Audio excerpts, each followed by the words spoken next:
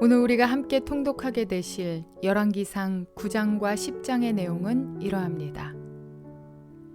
솔로몬이 성전과 왕궁을 건축하고 나라의 기반을 다져갈 때 하나님께서 다시 한번 솔로몬을 찾아오셔서 그에게 약속을 주십니다. 솔로몬이 성전을 중심으로 하나님 앞에서 의롭게 행한다면 그의 왕위를 영원히 견고히 해주시겠다는 약속입니다. 동시에 그들이 하나님을 경배하지 않는다면 비록 이 성전이라 할지라도 던져버리시겠다는 중요한 경고도 잊지 않으십니다. 솔로몬 시대는 주변 나라들이 부러워할 만큼 풍요로운 시대였습니다. 그러나 그들이 받은 복은 비단 재물의 풍족함만이 아니었습니다. 지금까지 하나님의 도우심이 한 번도 그들을 떠난 적이 없었습니다. 하나님께서는 애굽에서 종노릇하던 이스라엘을 건져내셔서 지금까지 인도하시고 지켜주셨습니다. 그들의 노력으로 인한 것이 아니라 하나님의 풍성한 은혜였습니다. 또한 솔로몬 시대에 이렇게 큰 풍요를 이룰 수 있었던 것은 그의 아버지 다윗의 노력이 기반이 되었기 때문입니다. 즉 시대를 넘어 많은 사람들의 땀과 눈물로 이룩된 영화와 풍요인 것입니다.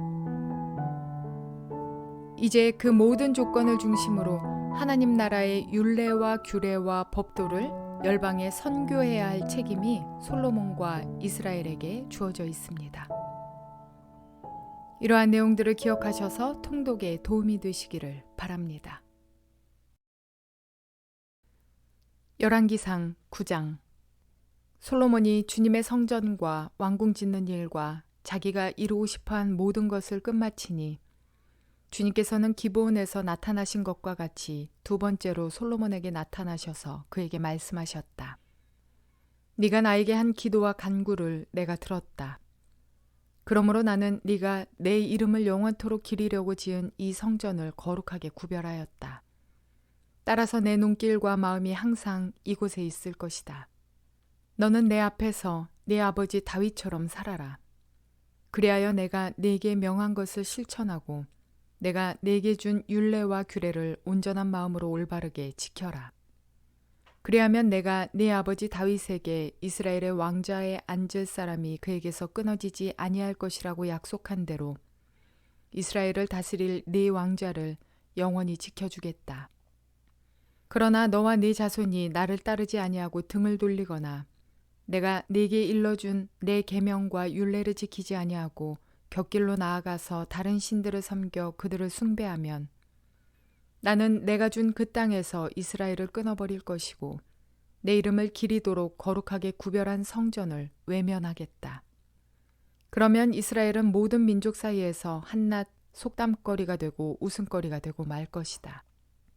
이 성전이 한때 아무리 존귀하게 여김을 받았다고 하더라도 이곳을 지나가는 사람마다 놀랄 것이고 어찌하여 주님께서 이 땅과 이 성전을 이렇게 되게 하셨을까 하고 탄식할 것이다.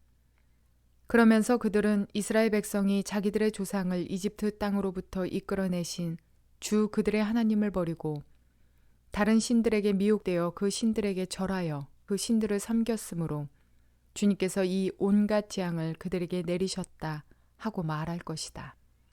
솔로몬은 주님의 성전과 왕궁, 이 두 건물을 다 짓는데 20해가 걸렸다. 두로의 히람 왕이 백향목과 잣나무와 금을 솔로몬이 원하는 대로 모두 보내왔으므로 솔로몬 왕은 갈릴리 땅에 있는 성읍 20개를 히람에게 주었다. 히람이 두로에서부터 와서 솔로몬이 그에게 준 성읍을 보았는데 그 성들이 마음에 차지 않아서 나의 형제여 그대가 나에게 준 성읍들이 겨우 이런 것들이요 하고 말하였다. 그래서 오늘날까지 그곳을 가불의 땅이라고 한다. 사실 이 일이 있기 전에 히람이 솔로몬 왕에게 보낸 금액은 금 120달란트나 되었다. 솔로몬 왕이 강제 노역군을 동원할 수밖에 없었던 까닭은 주님의 성전과 자기의 궁전과 밀로궁과 예루살렘 성벽을 쌓고 하솔과 무기또와 게셀의 성을 재건하는 데 필요하였기 때문이다. 이집트 왕 바로가 올라와서 게셀을 점령하여 불로 태워버린 일이 있었다. 그는 그 성 안에 살고 있는 가나안 사람들을 살해하고 그 성을 솔로몬의 아내가 된 자기의 딸에게 결혼 지참금으로 주었다. 그래서 솔로몬은 게셀을 재건하였다. 솔로몬은 강제 노역군을 동원하여서 낮은 지대에 있는 베토론을 재건하였다. 또 바알랏과 유다 광야에 있는 다드모를 세웠다. 그리고 솔로몬은 자기에게 속한 모든 양곡 저장 성읍들과 병거 주둔 성읍들과 기병 주둔 성읍들을 세웠다. 그래서 솔로몬은 예루살렘과 레바논과 그가 다스리는 모든 지역 안에 그가 계획한 것을 다 만들었다. 이스라엘 자손이 아닌 아모리 사람과 헷 사람과 브리스 사람과 히윗 사람과 여부스 사람 가운데서 살아남은 백성이 있었다. 솔로몬은 그들을 노예로 삼아서 강제 노역에 동원하였다. 그들은 이스라엘 자손이 다 진멸할 수 없어서 그 땅에 그대로 남겨둔 백성들이었다. 그래서 그들은 오늘날까지도 노예로 남아있다. 그러나 솔로몬은 이스라엘 사람 가운데서는 어느 누구도 노예로 삼지 않았다. 이스라엘 사람은 군인, 신하, 군사령관, 관리병거대 지휘관, 기병대원이 되었다. 솔로몬의 일을 지휘한 관리 책임자들은 550명이다. 그들은 작업장에서 일하는 백성을 감독하는 사람들이다. 바로의 딸은 다윗성에서 올라와서 솔로몬이 지어준 자기의 궁으로 갔다. 그때 솔로몬이 밀로궁을 완공하였다. 솔로몬은 한 해에 3번씩 주님의 제단에서 번제물과 화목제물을 드리고 또 주님 앞에서 분향하였다. 이렇게 그는 성전 짓는 일을 완수하였다. 솔로몬 왕은 또 에돔 땅 홍해변 엘롯 근방에 있는 에시온게벨에서 배를 만들었다. 히람은 자기 신하 가운데서 바다를 잘 아는 뱃사람들을 보내서 솔로몬의 신하들을 돕게 하였다. 그들이 오빌에 이르러 거기서 420달란트의 금을 솔로몬 왕에게 가져왔다. 열왕기상 10장. 스바 여왕이 주님의 이름 때문에 유명해진 솔로몬의 명성을 듣고서 여러 가지 어려운 질문으로 시험해 보려고 솔로몬을 찾아왔다. 여왕은 수많은 수행원을 데리고 또 여러 가지 향료와 많은 금과 보석을 낙타에 싣고 예루살렘으로 왔다. 그는 솔로몬에게 이르러서 마음속에 품고 있던 온갖 것을 다 물어보았다. 솔로몬은 여왕이 묻는 온갖 물음에 척척 대답하였다. 솔로몬이 몰라서 여왕에게 대답하지 못한 것은 하나도 없었다.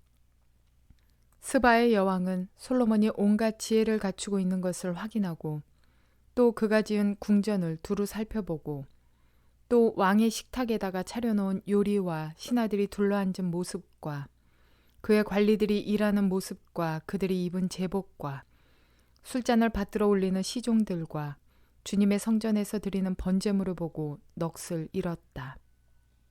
여왕이 왕에게 말하였다. 임금님께서 이루신 업적과 임금님의 지혜에 관한 소문을 내가 나의 나라에서 이미 들었지만 와서 보니 과연 들은 소문이 모두 사실입니다. 내가 여기 오기 전까지는 그 소문을 믿지 않았는데 내 눈으로 직접 확인하고 보니 오히려 내가 들은 소문은 사실의 절반도 안 되는 것 같습니다. 임금님께서는 내가 들은 소문보다 지혜와 복이 훨씬 더 많습니다. 임금님의 백성은 참으로 행복한 사람들입니다. 임금님 앞에 서서 늘 임금님의 지혜를 배우는 임금님의 신하들 또한 참으로 행복하다고 하지 아니할 수 없습니다. 임금님의 주 하나님께 찬양을 돌립니다. 하나님께서는 임금님을 좋아하셔서 임금님을 이스라엘을 다스리는 왕자에 앉히셨습니다. 주님께서는 이스라엘을 영원히 사랑하셔서 임금님을 왕으로 삼으시고 공평과 정의로 다스리게 하셨습니다. 그런 다음에 여왕은 금 120달란트와 아주 많은 향료와 보석을 왕에게 선사하였다. 솔로몬 왕은 스바 여왕에게서 받은 것처럼 많은 향료를 어느 누구의 모든 왕과 시리아 왕들에게 되팔기도 하였다. 함께 통독하신 열왕기상 9장 1절은 이렇게 시작하고 있습니다. 솔로몬이 주님의 성전과 왕궁 짓는 일과 자기가 이루고 싶어한 모든 것을 끝마치니. 그때 다시 한번 당부하신 하나님의 말씀은 다윗과 같이 살 것에 대한 것이었습니다. 솔로몬은 주님의 성전뿐만 아니라 자기가 이루고 싶었던 일들을 동시에 진행했습니다.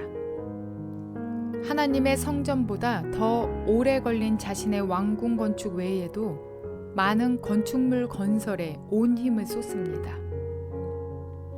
9장 15절에서 19절까지의 건축한 것들이 나열되어 있는데 한두 가지가 아니었습니다. 그런데 그 일을 위해서 남아있던 가나안 백성들을 강제 노역으로 종살이시키기 시작합니다. 애굽에 있을 때 애굽의 건축물 노동에 강제 노역을 했던 때가 불과 얼마 되지 않았던 것 같은데 말입니다. 가나안 땅에 들어가 살게 되면 과부와 고아는 물론이려니와 타국인 거류민과 체류민들에게도 배려하는 삶을 살라고 말씀하셨던 하나님의 말씀이 기억납니다. 너희도 애굽에서 노예로 살았던 것을 잊지 말고 똑같이 하지 말라고 말씀하셨었습니다. 솔로몬은 선친의 뜻을 따라 성전 건축에 거룩한 일을 하기는 하지만 동시에 자신의 꿈을 위한 건축에도 힘을 쏟습니다. 뿐만 아니라 병거와 마병은 또 어찌 그리나 자랑스럽게 기록되어 있는지요. 그러나 성경은 이미 신명기 17장에서 이렇게 말씀하십니다. 왕이라 해도 군마를 많이 가지려고 해서는 안 되며 군마를 많이 얻으려고 그 백성을 이집트로 보내서도 안 됩니다. 이는 주님께서 다시는 당신들이 그 길로 되돌아가지 못한다고 말씀하셨기 때문입니다. 왕은 또 많은 아내를 둠으로써 그의 마음이 다른 데로 쏠리게 하는 일이 없어야 하며 자기 것으로 은과 금을 너무 많이 모아서도 안 됩니다. 라고 말입니다. 그러니까 왕에게는 3가지가 금지되어 있었는데 많은 군마를 가지려 해서 안 되고 많은 아내를 두어서도 안 되며 많은 은과 금을 모아서도 안 됩니다. 그런데 오늘 읽은 본문에서는 병거와 마병이 매우 많이 기록되어 있습니다. 우리의 신앙이 나태해질 때는 평안과 부요와 화평 속에 있을 때입니다. 그래서 성경은 우리에게 고난이 유익이라고 말씀하시는 것입니다. 솔로몬의 시대에는 엄청난 부와 평화, 안정의 시대였습니다. 그때 이미 솔로몬의 위엄이 아버지 다윗과는 다른 길로 가는 조짐이 보이기 시작합니다.